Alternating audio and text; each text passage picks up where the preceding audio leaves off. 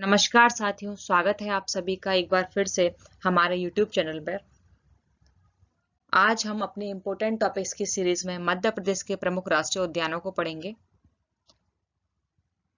मध्य प्रदेश में कुल 12 राष्ट्रीय उद्यान हैं और जिनमें से 6 राष्ट्रीय उद्यान प्रोजेक्ट टाइगर में शामिल हैं।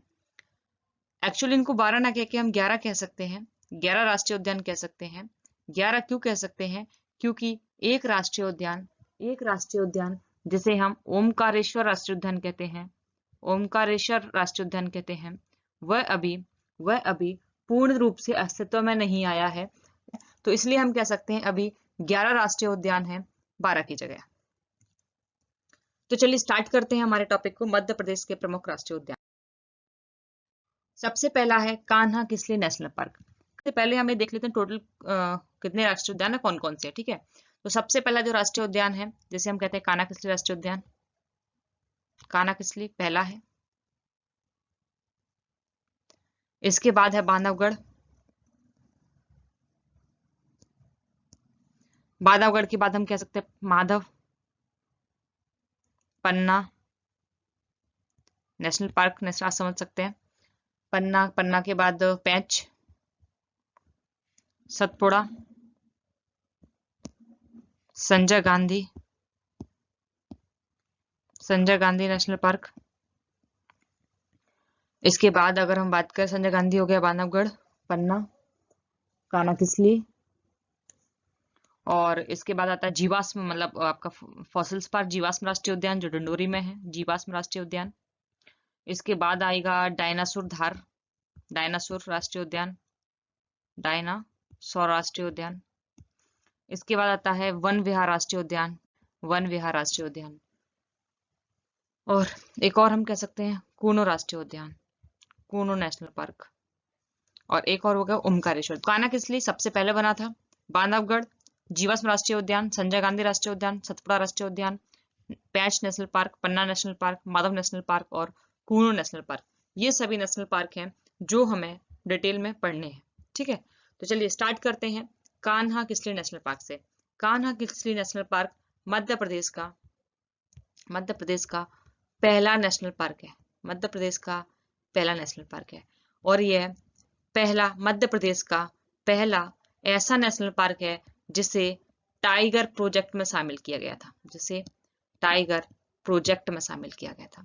मध्य प्रदेश का पहला राष्ट्रीय उद्यान और मध्य प्रदेश का पहला ऐसा राष्ट्रीय उद्यान जिसे टाइगर प्रोजेक्ट में शामिल किया गया था, वह कान्हा किसली राष्ट्रीय उद्यान।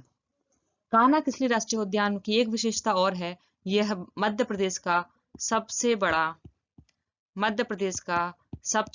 नेशनल पार्क है, मध्य प्रदेश का सबसे बड़ा राष्ट्रीय उद्यान है। अगर इसकी और विशेषताओं की बात करें तो इसमें हालो घाटी और बंजर घाटी अवस्थित है। इसी में हालो घाटी और इसी में बंजर घाटी अवस्थित है। और बात करते हैं, अगर टाइगर प्रोजेक्ट की बात करें तो ये 1974 में टाइगर प्रोजेक्ट में शामिल किया गया था। इसके अलावा और विशेषताएं हम इसकी देख लेते हैं, तो चलिए पढ़ते हैं क्या क्या है। मध्य प्रदेश का पहला राष्ट्रीय उद्यान है। 1933 में इसे वन्य जीव संरक्षण केंद्र के रूप में स्थापित किया गया था, वन्य जीव संरक्षण केंद्र के रूप में स्थापित किया गया था। उसके बाद 1 जून 1955 को इसे नेशनल पार्क का दर्जा दे दिया गया। इसका विस्तार 940 वर्ग किलोमीटर तक है, मंडला बालाघाट जिले में आता है। प्रश्न पूछा जाता है कान्हा किसली नेशनल पार्क कितने वर्ग किलोमीटर क्षेत्रफल पर विस्तारित है, तो यह विस्तृत है 940 वर्ग किलोमीटर के क्षेत्रफल पर। 1974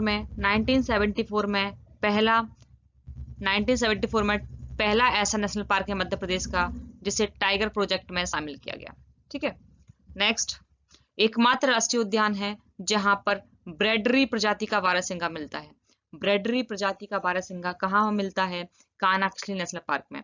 यहां से एक क्वेश्चन और आता है, ऐसा कौन सा नेशनल पार्क है जिसका खुद का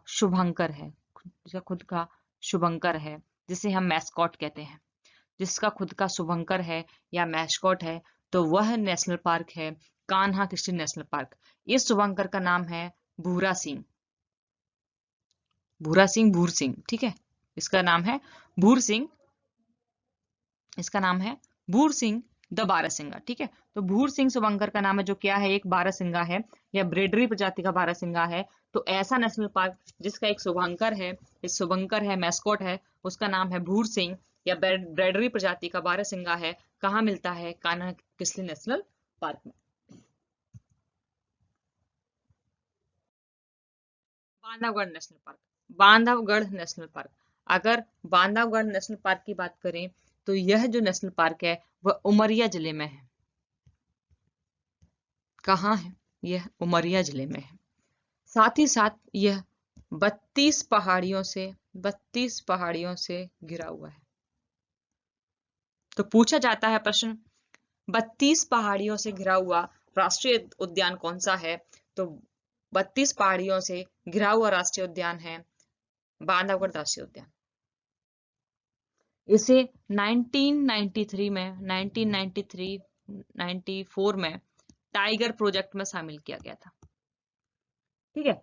साथ ही साथ इसे सफेद बाघों की जन्मस्थली भी कहते हैं, सफेद बाघों की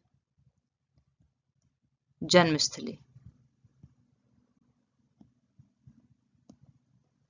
सफेद बाघों की जन्मस्थली, land of white tigers, land of white tigers किसे कहा जाता है, बांधवगढ़ राष्ट्रीय उद्यान को कहा जाता है। इसकी तुलना राजस्थान के रणथंभौर नेशनल पार्क से भी की जाती है। तो चलिए देख लेते हैं एक बार इसको। पहला, स्थापना 1968 में की गई, उमरिया में स्थित है, 437 वर्ग किलोमीटर क्षेत्रफल पर विस्तृत है। 1993-94 में प्रोजेक्ट टाइगर में इसे शामिल किया गया। 32 पहाड़ियों से घिरा हुआ है, बाघों की सघनता के लिए विख्यात है। बाघों की सघनता के लिए विख्यात है मतलब आपको यहाँ पर हर 8 वर्ग किलोमीटर पर एक बाघ देखने को मिल जाएगा, हर 8 किलोमीटर पर एक बाघ देखने को मिल जाएगा, इसलिए कहते हैं बाघों की सघनता के लिए विख्यात है। और सफेद बाघों की जन्मस्थली है, लैंड ऑफ व्हाइट टाइगर्स इसे कहा जाता है। माधव राष्ट्रीय उद्यान, माधव राष्ट्रीय उद्यान में सबसे जो फेमस है वह है जॉर्ज कैसल महल, हम इसे कह सकते हैं। जॉर्ज कैसल महल माधव राष्ट्रीय उद्यान में है। दूसरा, एक यहाँ से हाईवे गुजरता है, जिसे हम NH-46 कहते हैं। NH-46 हाईवे, नेशनल हाईवे इस उद्यान से गुजरता है। इसके साथ साथ यहाँ पर तेंदुए सर्वाधिक पाए जाते हैं, इसकी विशेषताएं हैं। और यहाँ पर एक सांख्य सागर झील है, इन कुछ चीजों के लिए सबसे फेमस है। कहाँ है, शिवपुरी में, शिवपुरी जिले में। मध्य प्रदेश का पहला पर्यटन ग्राम शिवपुरी है, ठीक है। मध्य प्रदेश का पहला पर्यटन ग्राम टूरिस्ट विलेज शिवपुरी है। यहाँ पर माधव राष्ट्रीय उद्यान है, जिसमें जॉर्ज कैसल का महल फेमस है। यहाँ से NH-46 निकलता है, यहाँ तेंदुए सर्वाधिक पाए जाते हैं। यहीं पर सांख्य सागर झील है। स्थापना कब हुई, 1958 में। शिवपुरी जिले में अवस्थित है। क्षेत्रफल 375 वर्ग किलोमीटर इसका क्षेत्रफल है, 375 वर्ग किलोमीटर। NH-46 इसके मध्य से गुजरता है। जॉर्ज कैसल महल है यहाँ पर। और अब बात करते हैं पन्ना राष्ट्रीय उद्यान की। पन्ना राष्ट्रीय उद्यान सर्वप्रथम हम देखें तो यह हमें मिलेगा पन्ना जिले में, कि इसका जो विशेषता है, सबसे पहले यह भी एक टाइगर प्रोजेक्ट में शामिल है, यह कब शामिल हुआ था टाइगर प्रोजेक्ट में, तो 1994 में इसको शामिल किया गया था, 1994 में इसे शामिल किया गया था। यहाँ पर रेप्टाइल्स और जंगली भैंसा का संरक्षण किया जाता है। इन दोनों का संरक्षण किया जाता है।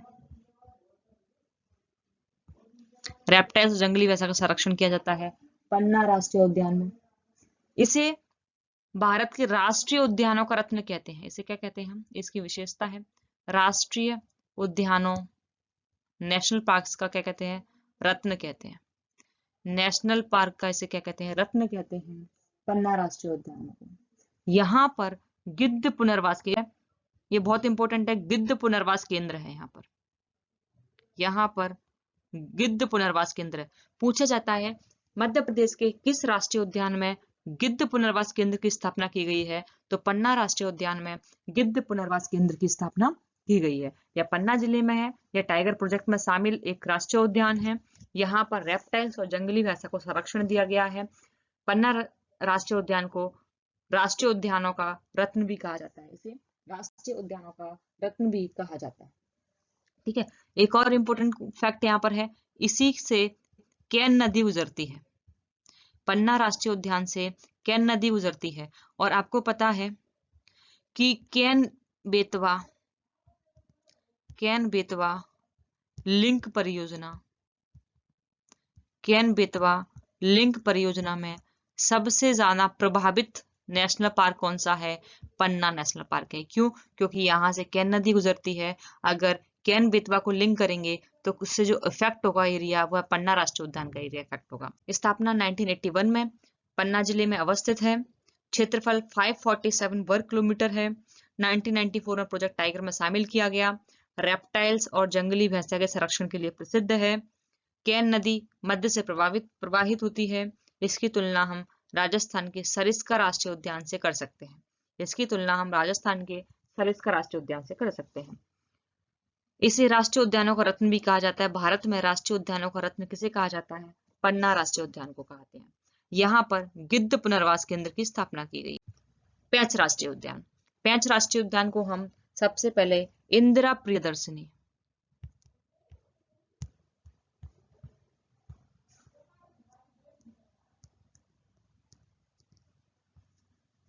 इसे हम इंदिरा प्रियदर्शनी राष्ट्रीय उद्यान भी कहते हैं।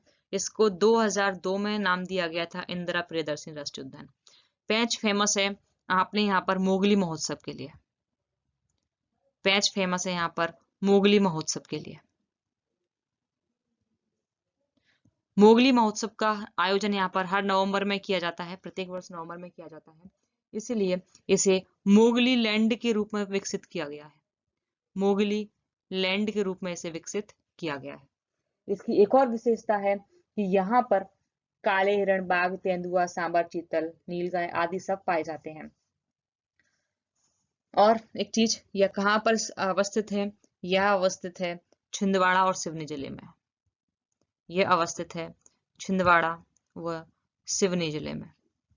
छिंदवाड़ा व सिवनी में अवस्थित है पेंच राष्ट्रीय उद्यान।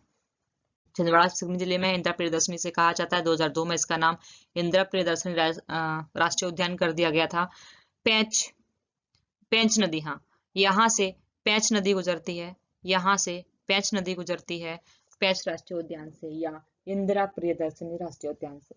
इंदिरा प्रियदर्शनी राष्ट्रीय उद्यान 2002 से इसे नाम दिया गया।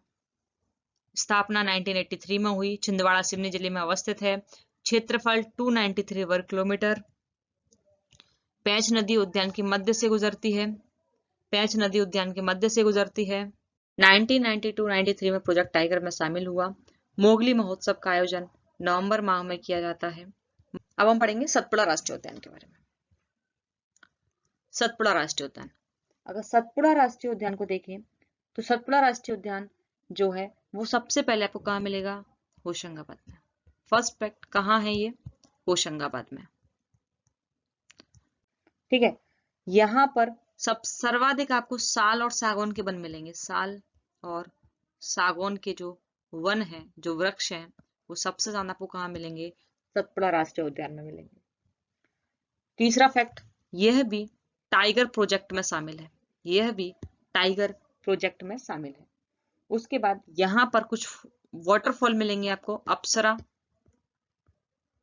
अप्सरा bee fall, bee fall, duchess fall, Apsara, bee fall, duchess जलप्रपात आपको देखने को मिलेंगे। स्थापना 1981 में होशंगाबाद जिले में अवस्थित है। क्षेत्रफल 543 वर्ग किलोमीटर। 1999 2000 में टाइगर प्रोजेक्ट में शामिल। अप्सरा, बी फॉल, डचेस जलप्रपात। संजय गांधी राष्ट्रीय उद्यान, संजय गांधी राष्ट्रीय उद्यान, संजय गांधी राष्ट्रीय उद्यान सिंगरौली में मिलेगा। संजय गांधी राष्ट्रीय उद्यान भी टाइगर प्रोजेक्ट में शामिल है।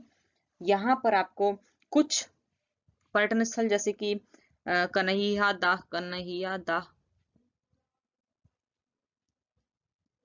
और एक कुंड है जिसका नाम है रामदहा कुंड,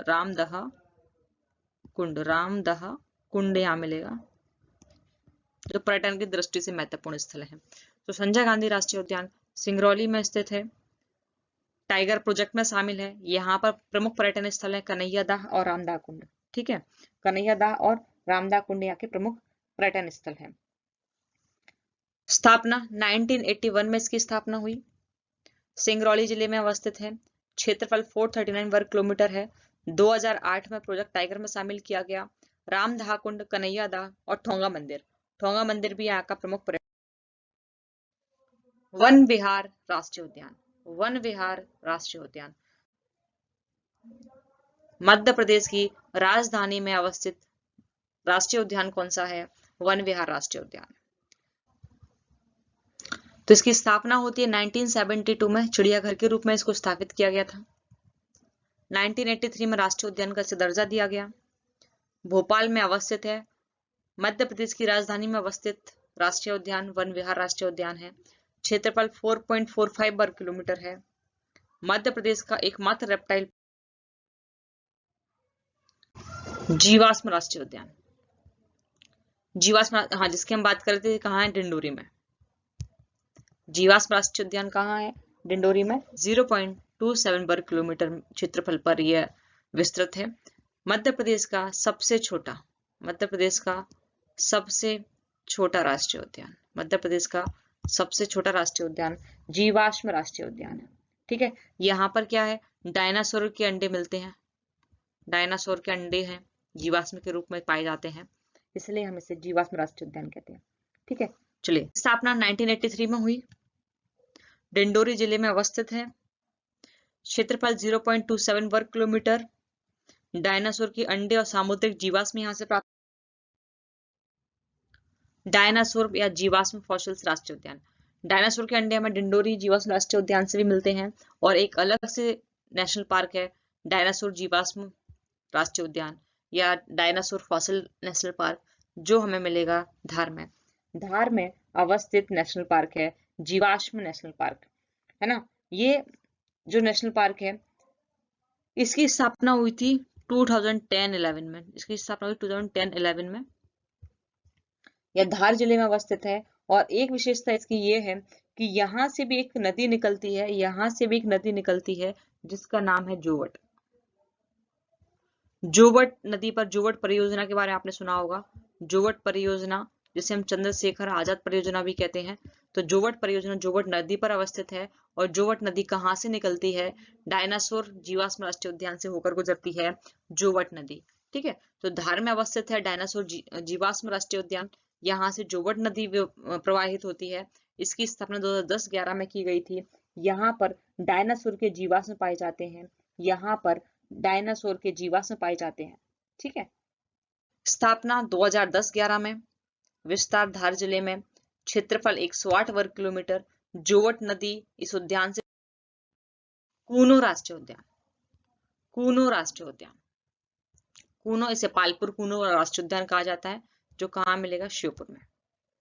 श्योपुर में अवस्थित है पालपुर कूनो राष्ट्रीय उद्यान। बहुत दिनों से न्यूज में आ रहा था, क्योंकि यहाँ पर एशियाटिक लायन को लाया जा रहा है गुजरात के गिर नेशनल पार्क से। गुजरात के गिर नेशनल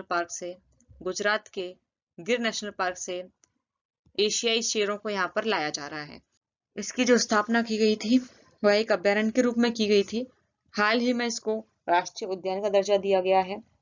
यहाँ पर गुजरात के गिर नेशनल पार्क से एशियाई शेरों को लाया जा रहा है पुनर्वासित किया जा रहा है। ठीक है, चलिए स्थापना 1981 में अभ्यारण्य के रूप में, 2018 में राष्ट्रीय उद्यान का दर्जा दिया गया। श्योपुर जिले में विस्तार है इसका, क्षेत्रफल 784 वर्ग किलोमीटर है। ओमकारेश्वर एसिड, ओमकारेश्वर राष्ट्रीय उद्यान, ओमकारेश्वर राष्ट्रीय उद्यान खंडवा में। अभी यह प्रक्रिया निर्माणाधीन है, अब यह बनकर तैयार नहीं हुआ है, इसलिए हम इसे इंक्लूड नहीं करते। इसलिए मध्य प्रदेश में अभी तक कुल 11 नेशनल पार्क हैं। अगर इसको और इंक्लूड कर देंगे तो 12 नेशनल पार्क हो जाएंगे। ठीक है, तो यह भी निर्माणाधीन है, खंडवा जिले में अवस्थित है।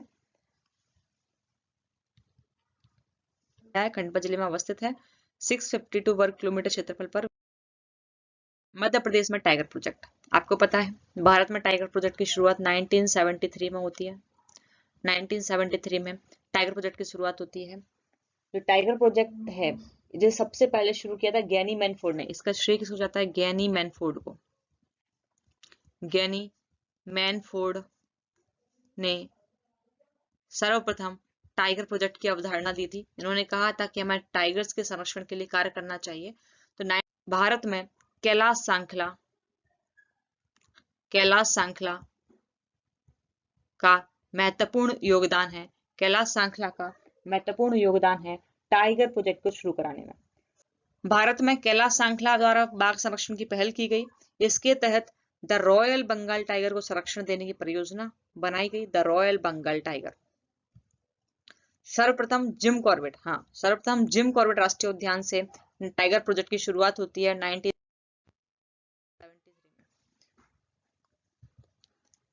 कान्हा किसली राष्ट्रीय उद्यान मध्य प्रदेश में 1974 में यहाँ शुरू होता है। मध्य प्रदेश भारत में बाघों की संख्या में प्रथम स्थान पर है। यहाँ पर 6 राष्ट्रीय उद्यान में और एक अभ्यारण्य जिसे रातापानी अभ्यारण्य कहते हैं, रातापानी अभ्यारण्य में टाइगर प्रोजेक्ट चलाया जाता है। ठीक है, ये टाइगर प्रोजेक्ट में शामिल राष्ट्रीय उद्यान है कान्हा किसली, पेंच राष्ट्रीय उद्यान, बांधवगढ़ राष्ट्रीय उद्यान, पन्ना राष्ट्रीय उद्यान, सतपुड़ा, संजय गांधी और रातापानी अभ्यारण्य। तो कान्हा, पेंच, बांधवगढ़, पन्ना, सतपुड़ा, संजय गांधी, ये 6 राष्ट्रीय उद्यान, ये 6 नेशनल पार्क शामिल हैं टाइगर प्रोजेक्ट में। और उसके अलावा एक रातापानी अभ्यारण्य जिसे 2014 में शामिल किया गया। मध्य प्रदेश में 7 कुल ऐसे नेशनल पार्क के नेशनल सेंचुरीज हैं जिन्हें टाइगर प्रोजेक्ट में शामिल किया गया है। उनमें से 6 राष्ट्रीय उद्यान हैं और एक नेशनल सेंचुरी या राष्ट्रीय अभ्यारण्य है जिसे शामिल किया गया है टाइगर प्रोजेक्ट के अंतर्गत। ठीक है, कुछ प्रश्न देख लेते हैं। मध्य प्रदेश में कुल कितने राष्ट्रीय अभ्यारण्य हैं? तो मध्य प्रदेश में अब तक कुल 11 राष्ट्रीय उद्यान हैं। जैसे ही ओमकारेश्वर राष्ट्रीय उद्यान पूरा हो जाएगा वैसे ही यहाँ पर कितने हो जाएंगे? 12 हो जाएंगे। तो अभी कितने हैं? वर्तमान में 11 हैं। मध्य प्रदेश का सबसे छोटा राष्ट्रीय उद्यान, मध्य प्रदेश का सबसे छोटा राष्ट्रीय उद्यान हो जाएगा फॉसिल्स राष्ट्रीय उद्यान, जो डिंडोरी में। कहाँ पर है? डिंडोरी में। फॉसिल्स नेशनल पार्क जो है वो मध्य प्रदेश का सबसे छोटा राष्ट्रीय उद्यान है, जिसका क्षेत्रफल है 0.27 वर्ग किलोमीटर। वर्ल्ड बैंक द्वारा पार्क इंटरप्रिवेंशन परियोजना चलाई जा रही है। पार्क इंटरप्रिवेंशन परियोजना चलाई जा रही है। वह किस नेशनल पार्क में चलाई जा रही है? तो वह चलाई जा रही है कान्हा किसली नेशनल पार्क में। मध्य प्रदेश में वन्य जीव संरक्षण अधिनियम किस वर्ष लागू किया गया? तो मध्य प्रदेश में वन्य जीव संरक्षण अधिनियम लागू किया गया 1974 में। कब लागू किया गया? 1974 में। तो मध्य प्रदेश का सबसे बड़ा राष्ट्रीय उद्यान है कान्हा किसली राष्ट्रीय उद्यान। 1974 में टाइगर प्रोजेक्ट में शामिल किया गया और टाइगर प्रोजेक्ट में शामिल होने वाला मध्य प्रदेश का पहला राष्ट्रीय उद्यान है। ठीक है, कहाँ है? मंडला बालाघाट जिले में अवस्थित है। बाघ परियोजना में शामिल मध्य प्रदेश का पहला राष्ट्रीय उद्यान यही है। मध्य प्रदेश का पहला राष्ट्रीय उद्यान कान्हा किसली राष्ट्रीय। जंगली भैंसा को संरक्षण किस नेशनल पार्क में दिया जाता है? तो जंगली भैंसा को संरक्षण पन्ना नेशनल पार्क में दिया जाता है। मंडला बालाघाट में अवस्थित कौन सा राष्ट्रीय उद्यान है? तो अभी बात की थी मैंने, कौन सा है? कान्हा किसली, कान्हा किसली, जो मंडला बालाघाट जिले में अवस्थित है। ठीक है, इसका क्षेत्रफल कितना है? तो इसका क्षेत्रफल हो जाएगा 940 किलोमीटर, 940 वर्ग किलोमीटर, 940 वर्ग किलोमीटर। ठीक है, बांधवगढ़ राष्ट्रीय उद्यान की स्थापना 1968 में हुई। मेलघाट कॉरिडोर निकलता है सतपुड़ा राष्ट्रीय उद्यान से। पन्ना छतरपुर पन्ना राष्ट्रीय उद्यान है 547 वर्ग किलोमीटर का, 547 वर्ग किलोमीटर का है ना, 547, 542 नहीं है। सर्वाधिक घनत्व वाला नेशनल पार्क है बांधवगढ़ नेशनल पार्क, 32 पहाड़ियों से घिरा हुआ है, 32 पहाड़ियों से घिरा हुआ है। उमरिया जिले में अवस्थित है, उमरिया जिले में अवस्थित है। और इसकी हर 8 किलोमीटर पर, हर 8 वर्ग किलोमीटर पर हमें एक बाघ देखने को मिल जाता है, इसीलिए इसे सर्वाधिक घनत्व वाला नेशनल पार्क कहते हैं। ठीक है, तो बांधवगढ़ राष्ट्रीय उद्यान को हम और एक और इसे land of white tiger, land of white tiger, सफेद शेरों की भूमि भी, सफेद शेरों की जन्मस्थली भी बांधवगढ़ राष्ट्रीय उद्यान को कहा जाता है। उद्यान कौन सा है? बांधवगढ़। ठीक है, मध्य प्रदेश की राजधानी का मैंने बता दिया, मध्य प्रदेश की राजधानी में स्थित नेशनल पार्क है Van Vihar national park. Trip advisory website ने अवार्ड ऑफ एक्सीलेंस दिया पन्ना नेशनल पार्क को। 32 पहाड़ियों से घिरा हुआ राष्ट्रीय उद्यान है बांधवगढ़ राष्ट्रीय उद्यान, उमरिया जिले में, उमरिया जिले में। ठीक है, लैंड ऑफ व्हाइट टाइगर्स से कहते हैं, जैसे मैंने आपको बताया। बांधवगढ़ नेशनल पार्क से कौन सी नदी बहती है? चरण गंगा नदी बहती है बांधवगढ़ राष्ट्रीय उद्यान से। लैंड ऑफ व्हाइट टाइगर्स कौन सा है? बांधवगढ़ नेशनल पार्क है। केन नदी बहती है पन्ना नेशनल पार्क से। तो केन नदी किस नेशनल पार्क से बहती है? पन्ना नेशनल पार्क से। पेंच नदी, पेंच नदी पेंच नेशनल पार्क से, छिंदवाड़ा में। ठीक है, fossils national park, fossils national park, ठीक है, ये डिंडोरी में है। सबसे छोटा है 0.27 वर्ग किलोमीटर का। चलिए, आज के लिए इतना ही। अगर आप सभी को ये वीडियो पसंद आए तो इसे लाइक शेयर एंड सब्सक्राइब करें, और अगर कुछ आपके सजेशंस हैं तो भी आप मुझे कमेंट बॉक्स में लिख सकते हैं। कल फिर मिलते हैं एक नए टॉपिक के साथ, तब तक के लिए थैंक यू सो मच।